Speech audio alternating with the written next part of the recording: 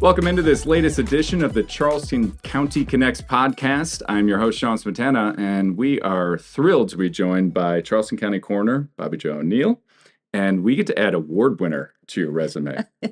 So, great. Yes, it is. Last week at the South Carolina Association of Counties Awards, your office, along with Beaufort County, received the award Barrett Lawrimore Memorial Regional Cooperation Award. That's a lot of words, but a very cool award, and it focuses really on regional partnerships. So tell us about this project and a little bit about how it came together. Yeah. I mean, one, we're just really honored. I think this is the first time that a coroner's office has actually applied for the award. So that is unique in and of itself. But the Charleston County Coroner's Office and the Beaufort County Coroner's Office, we've been working together for a couple of years, trying to make sure that our offices really were able to work together should there be an emergency. And so it's regional development, making sure we both had sort of the same facility, some of the same resources. And we ended up working together to get funding for it, making sure we had the same accreditation for our offices, and just making sure that should Charleston County, for example, get hit by a hurricane, our facility get knocked out, that we can still take care of our citizens, which we need to do, and that we could work with Beaufort County and their facility to do that. And the same with Beaufort County, that if should something happen to their facility from a storm or some other natural disaster, that they can come to Charleston County and still take care of their citizens.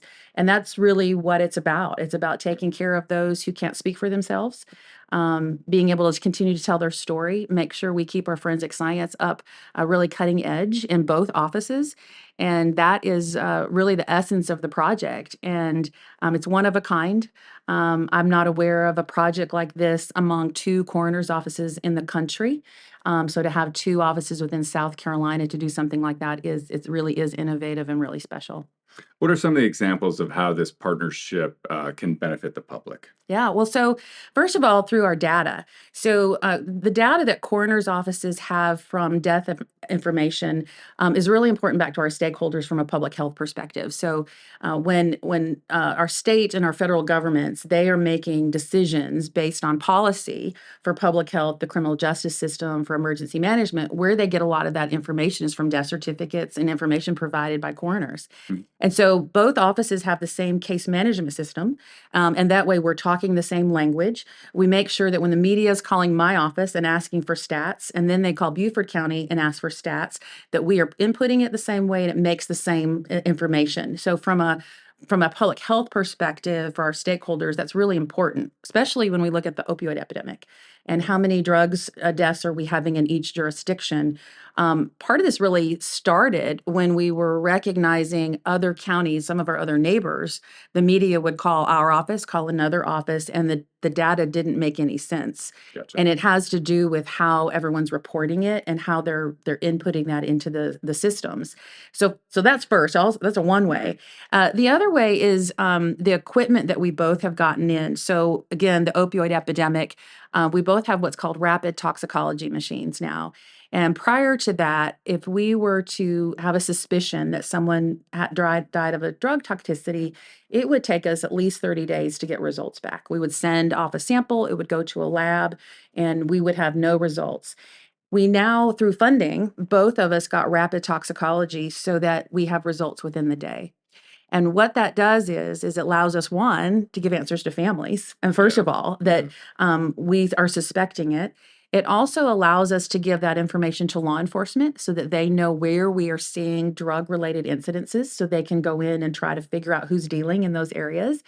But we also provide that information to like the Charleston Center and agencies that provide resources for those with substance use disorder, that they are be able to see where we are seeing problems. And so it's a part of prevention, honestly.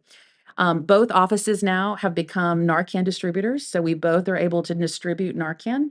And that's a big benefit to communities too, because if we go to a scene where we suspect somebody died of a drug overdose, we're leaving that behind, hopefully to families or their friends who may also have a substance use disorder, and maybe they can not become a coroner's case. Absolutely. Because that's really the goal here is how do we provide this information back and prevent deaths from happening? So you have the standardized data, your equipment's on the same level. Looking back in your time that you've been with the coroner's office, both as deputy and now as coroner, do you see a need for these partnerships to continue to keep growing and evolve as just different society dynamics change? You mentioned the opioid epidemic. Things just keep happening, and there has to be a way to address those. Yeah, I think the big thing that why I think regionalization is really helpful is that the quality of a death investigation shouldn't be dictated by the wealth of a county. And so right now, the death investigation system really across the country, South Carolina being an example of that, the resources are based on county funding and levels. And so you could have a really poor county that's not funded. And so the quality of death investigation in that county oftentimes is lesser because they don't still have the resources. Not because they don't want to, it's they just don't have the resources. And so by making that sort of regional partnerships like this, where other counties can come to us, use those facilities, use the specialized equipment we have, then we're improving that across the whole state. So this isn't just a Charleston and Beaufort project, honestly. Right now, Lancaster County comes to Charleston for their forensic services. Okay. Down in Beaufort County, he's working with Hampton County and Jasper County. We've had Berkeley County coming to Charleston County. And so again, not all the counties need all of the equipment that we've gotten, but they need the access. And that's not only good for Charleston County residents, that we're the house of it, Right. but it's good for our entire state and our citizenry and the visitors who come here, and that they just have confidence in the system, that we're equipped and we're knowledgeable and we are going to be able to speak their truth. And that's important. How we take care of our dead speaks a lot about who we are, a lot about who we are. Well, and it just shows the work that you do doesn't stop at a county line drawn on a map. So Yeah. it extends beyond that. And I think one of the examples we saw in here is, so if you have a death investigation in Beaufort County, but you may have to contact a family in Charleston County, Yeah. this project also helps with that Yeah. service as well. Yes, I think sometimes the public doesn't realize we cross county lines now. So if I should have someone who passed away here in Charleston County, but their family lives in Beaufort County or Dorchester County, or they live in Georgia, or they live in Florida, we're going to reach across those county lines and also those state lines in order to get those individuals to go notify families in person. Same thing here with Charleston. So if there is a death in Berkeley County, let's say a car accident, but their family lives here in Charleston, they're going to call us and ask us to go make that notification in person. So we're already sort of doing some of that. Mhm. And there needs to be more of that, because what we do doesn't stop at the county line. That's where our jurisdiction may lie, Right. but the needs go across in all the different topics, whether it's the opioid problem, whether it's a gun violence problem, whether it's a suicide issue. We're seeing that cross those lines greatly. And so working together is only going to improve all of us. And the cool thing about the South Carolina Association of County Awards is they're recognizing projects that they believe can be replicated in other parts, whether in totality or little pieces of it. And I think this project has the ability to kind of plant some pieces around other parts of the state. Do you see that developing from here?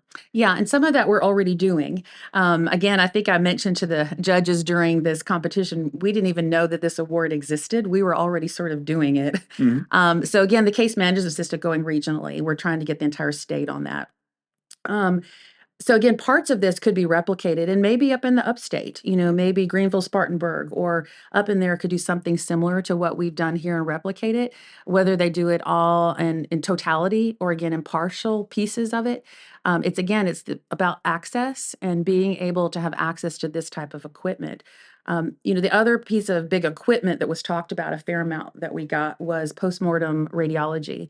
And so down in Beaufort County, they got what's called a Lodox machine, which is a full body x-ray machine. Mhm. And so how I kind of explain that is if you've ever been to the doctor and had something x-rayed, you had your arm x-rayed, upper arm or the lower arm, then they had to do whatever part in parts is do x-ray. This is one machine that does the full body in one scan. That's in Beaufort. And then here in Charleston County, we're getting a CT scan. And so if anybody's had a CT scan before, it's the same thing. It's a full body, really a 3D image of the body. And again, everybody in the state doesn't need that, but they need access to it. And what that also does is help in the courtroom, because sometimes the courts won't allow photos of cases that we have investigated, but they will allow x-rays or scans. And so it's going to help our court system. And then some of this helps us save money in the end. We will use it to triage. And sometimes we have to make a decision on whether we are going to conduct an autopsy or not. And there's national standards about that. And so it may be that we scan them real quickly. We also do that rapid toxicology that gives us an idea of whether we feel like we need to do a full autopsy or not. And so in times it's going to save money. And it's going to help those families who have an objection to autopsy for whatever reason, and we can work through that. So there's so many benefits to this project that I could talk about it all day. But it's just an amazing project. It was great working with Coroner David Ott and Beaufort County. I can't thank the administrations enough on both sides, and county councils on both sides. That was something that we both had to do in our respective counties. And what that shows is that our county councils and our administration trust us. They trust our judgment, and they agreed with us that this was important for our jurisdictions. Well, it's a great project. It's also great to be recognized when the work is put in. So we certainly appreciate your efforts. If you want more information about the project, we will put it in the episode description.